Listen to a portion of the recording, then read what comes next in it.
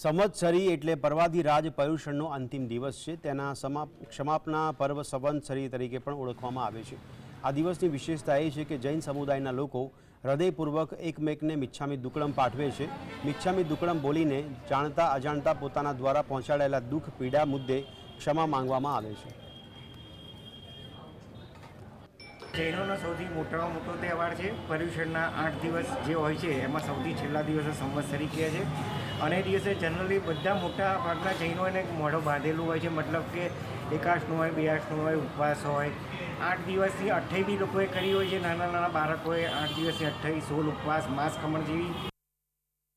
ત્યારે સંવત્સરીનો જે કોઈથી મન દુઃખ વચન કાયાથી જે પણ કંઈ કહ્યું હોય તો બધાને મિચ્છામી દુક્કડમ દઈએ છીએ અને કોઈ પણ 12 મહિનામાં કોઈ પણ જે પાપ કર્યું હોય અથવા કોઈનાથી ખોટું બોલાઈ ગયું હોય તો બધાને મિચ્છામી દુક્કડમ કહીને બધાને એક સમાપના આપીએ છીએ।